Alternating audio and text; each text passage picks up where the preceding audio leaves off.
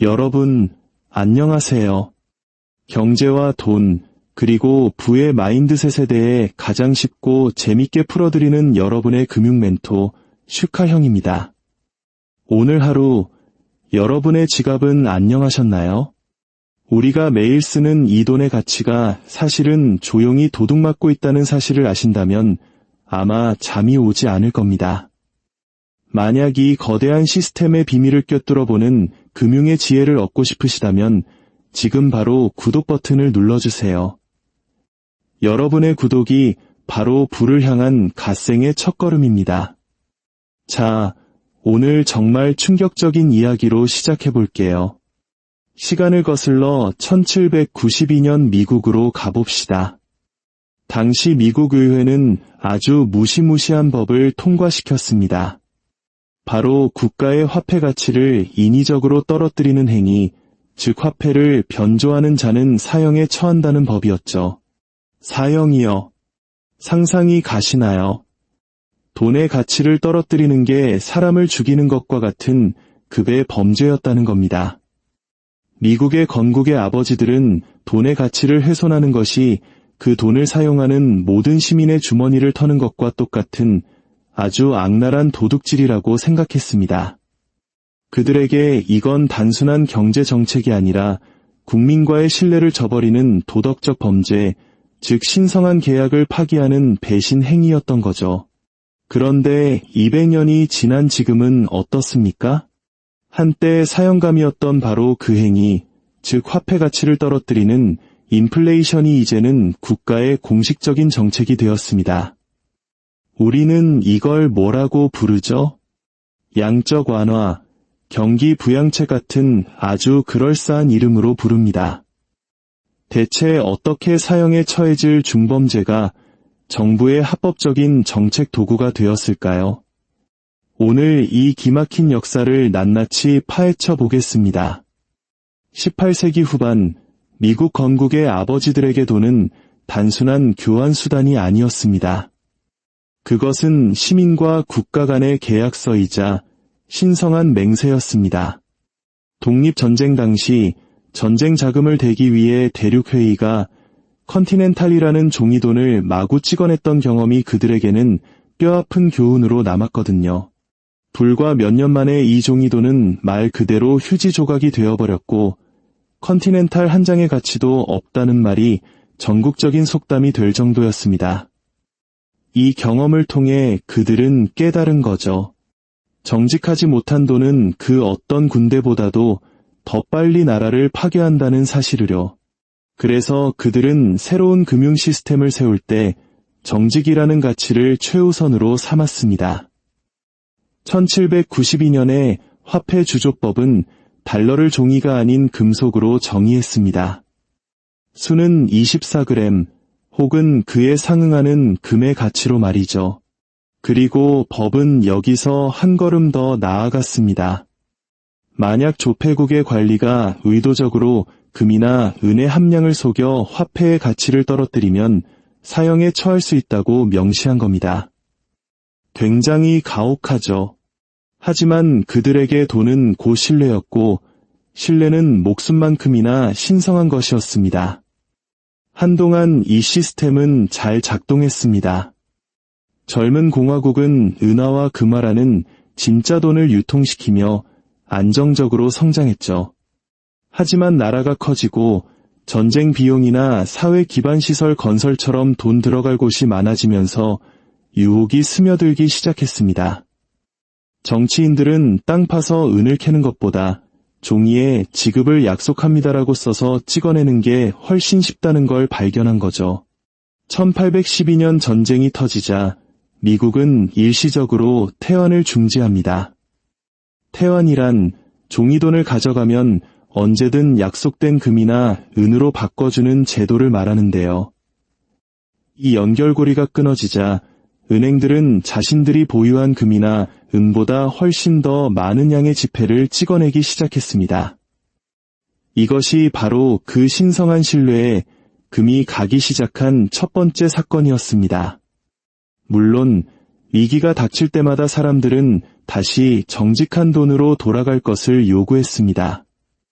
금융공황이 터지고 경제가 무너질 때마다 금과 은을 기준으로 삼는 금본위제를 복원하라는 목소리가 높아졌죠.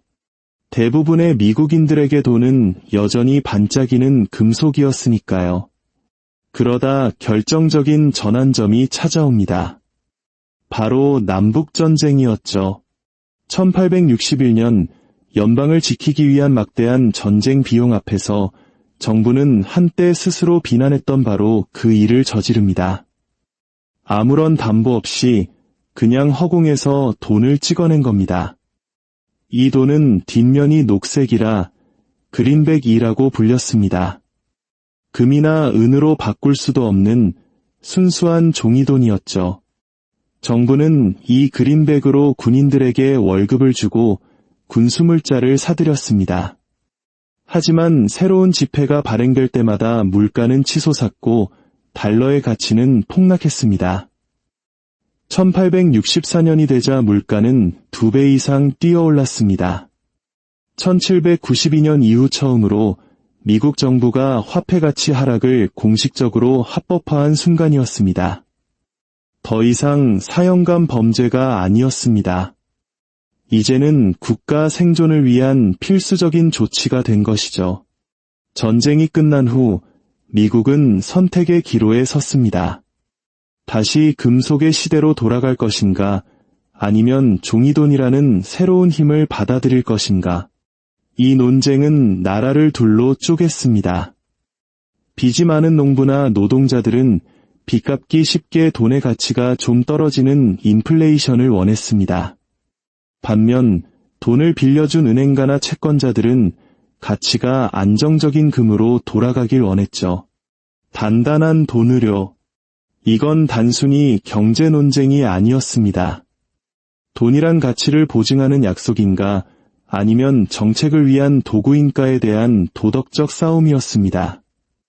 1873년 의회는 후세에 길이 남을 결정을 내립니다. 대중적 토론도 거의 없이 조용히 은을 화폐 시스템에서 퇴출시켜버린 겁니다. 이제 오직 금만이 유일한 기준이 되었습니다. 사람들은 이 사건을 1873년의 범죄라고 불렀습니다. 건국 이래 금과 은, 두 금속이 균형을 이루던 복본위제가 끝장난 겁니다. 서민의 돈이었던 은은 사라지고 은행가의 금속인 금이 모든 것을 지배하게 된 거죠. 1792년에 화폐 주조법 정신은 폐지된 것이 아니라 그냥 무시당함으로써 서서히 죽어갔습니다. 정직한 돈의 기반이 무너지기 시작한 겁니다. 이후 수십 년간 미국 경제는 극심한 호황과 불황을 겪습니다. 1873년, 1893년, 1907년의 금융공황은 금의 안정성과 정치적 편의성이라는 두 마리 토끼를 동시에 잡으려는 시스템이 얼마나 취약한지를 여실히 보여주었죠. 위기가 닥칠 때마다 같은 질문이 반복되었습니다. 돈의 가치를 통제하는 것은 누구인가? 국민인가? 아니면 권력자인가? 이 질문에 대한 최종적인 답은 1913년에 나왔습니다. 이 의회가 연방준비제도법을 통과시킨 겁니다. 이 법으로 중앙은행, 즉 우리가 연준이라고 부르는 기관이 탄생했습니다. 연준은 아주 특별한 권한을 가졌습니다. 바로 자신들의 판단에 따라 통화량을 늘리거나 줄일 수 있는 권력이었죠. 한때 법으로 금지했던 행위, 즉 무에서 돈을 창조하는 일이 이제는 법으로 보장받게 된 겁니다. 화폐 변조에 대한 사형 선고는 이제 마음껏 돈을 찍어낼 수 있는 인플레이션 면허증으로 바뀌었습니다. 그리고 대공황이 닥쳤습니다. 신뢰는 다시 한번 붕괴했죠. 은행들은 줄도산했고 사람들은 휴지 조각이 된 종이돈 대신 진짜 돈인 금을 집에 쌓아두기 시작했습니다. 1933년 프랭클린 루스벨트 대통령은 운명적인 행정명령을 내립니다. 행정명령 6102호. 미국 시민이 금을 소유하는 것을 불법으로 규정한 겁니다. 사람들은 정부가 정해준 고정된 가격에 자신들의 금화와 금괴를 종이 달러로 바꾸어 정부에 넘겨야 했습니다. 그리고 얼마 지나지 않아 정부는 달러의 가치를 40%나 폭락시켰습니다. 하룻밤 사이에 모든 국민의 저축 가치가 거의 절반으로 증발해버린 겁니다. 이것은 법에 의해 강제된 인플레이션이었습니다. 한때 화폐의 정직성을 정의했던 바로 그 법 정신이 이제는 정반대로 뒤집혔습니다. 국가가 직접 위조 지폐범이 된 셈이죠. 2차 세계대전 후 세계는 새로운 질서를 만들고자 했습니다. 1944년 브레튼 우즈 협정을 통해 미국은 새로운 시스템을 제안합니다. 달러를 금 1온스당 35달러에 고정시키고 다른 모든 나라의 통화는 달러에 고정시키는 방식이었죠. 겉보기에는 안정적으로 보였습니다. 하지만 수면 아래에서는 똑같은 문제가 반복되고 있었습니다. 미국 내금 보유량보다 달러 발행량이 훨씬 빠르게 늘어난 겁니다. 미국은 전쟁과 복지, 전후 부흥을 위해 계속해서 돈을 찍어냈습니다. 다른 나라들도 슬슬 눈치를 채기 시작했습니다. 1960년대 프랑스의 드골 대통령은 미국에 예치해둔 프랑스 소유의 금을 돌려달라고 요구했습니다. 금괴를 실은 배들이 뉴욕을 떠나 유럽으로 향했습니다. 신뢰는 또다시 깨지고 있었습니다. 마침내 1971년 8월 15일 리처드 닉슨 대통령이 짧은 TV 연설을 합니다. 그는 미국이 달러를 금으로 바꿔주는 것을 일시적으로 중단한다고 발표했습니다. 하지만 그 일시적 중단은 영원히 끝나지 않았습니다. 역사상 처음으로 돈은 그 어떤 닷도 없이 떠다니게 되었습니다. 금속이라는 실물도 그 어떤 제약도 없이 오직 국가의 약속과 권위만이 남게 된 겁니다. 한때 도덕적 범죄였던 인플레이션은 이제 정책의 엔진이 되었습니다.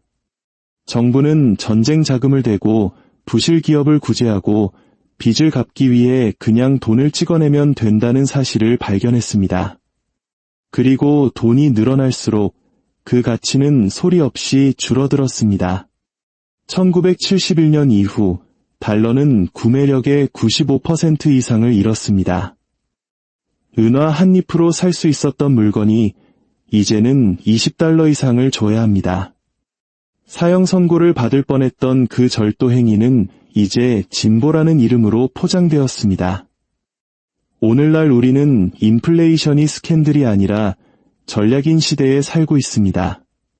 중앙은행들은 공개적으로 2% 인플레이션을 목표로 삼고 경제학자들은 이를 옹호하며 시민들은 이것이 성장의 신호이자 건강한 경제 현상이라고 배웁니다.